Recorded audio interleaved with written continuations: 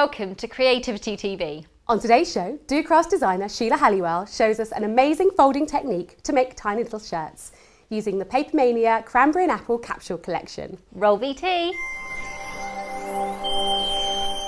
Hi, today I'm going to be showing you how to make this card and how to cleverly construct these little folded paper shirts. To make this card, I'm going to be using these wonderful 6x6 papers. So to begin with, you'll need to cut a piece of paper to measure 7.5 by 12.5 centimetres in length. So place your paper face down onto your mat and fold it in half lengthways. If you want to use your bone folder, you can, just to get nice sharp creases.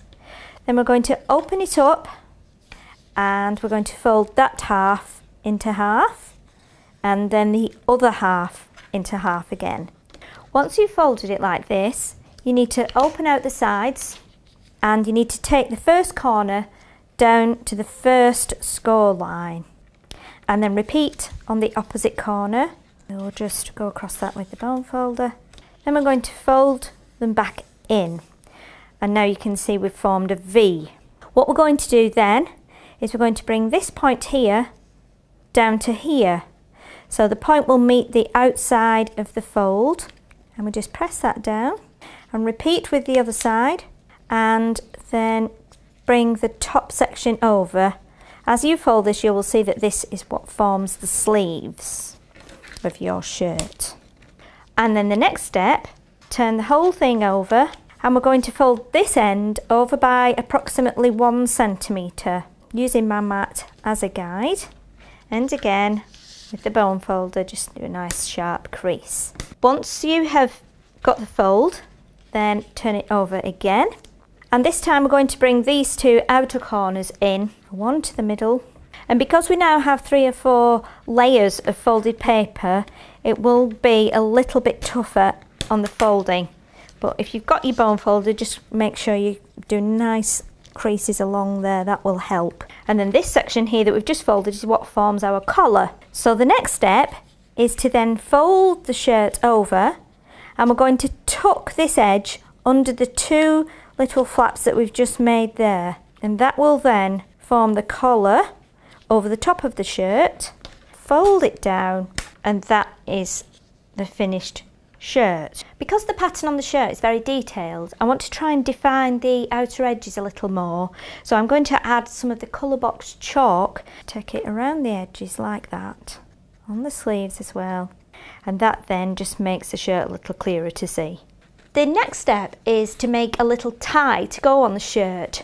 So I've just taken a strip of contrasting paper and I'm going to do a little bit of folding and a bit of cutting just to form a tie shape. So if you want to take your strip and just fold it over like that and then fold it back again and then take that piece round to the back so we have a double thickness of the papers, and then we're going to cut this down into a tie shape.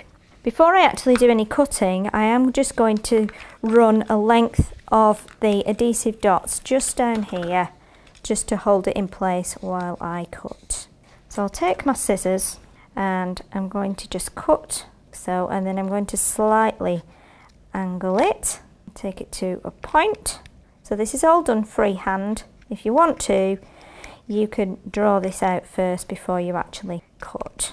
And that gives us our little tie. Again, as with the shirt, I'm going to just add a little bit of chalk around the edges.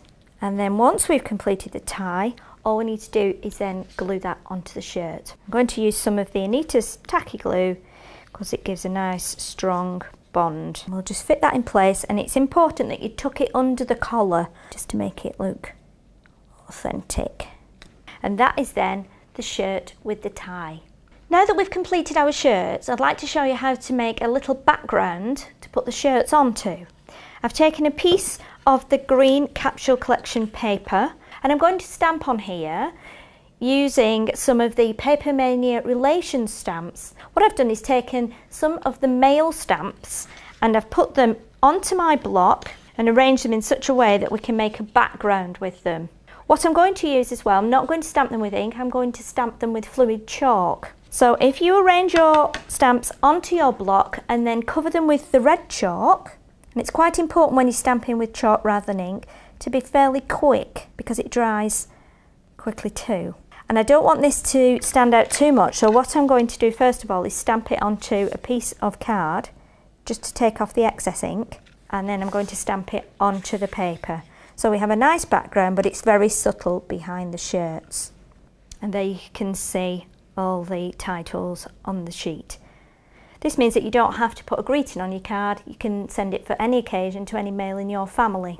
The next step then is to attach this to a piece of red textured card, again from the capsule collection, and then we will attach the whole layered panel onto a white square card. So now we've completed the base card, all we need to do is add the shirts. So again, I'm going to apply these to the card with some of the Anita's tacky glue. Generous helping on the back of each shirt. We're going to line the four up evenly. Once you've got your shirts lined up, just make sure that you press them all down firmly and they will stay in place.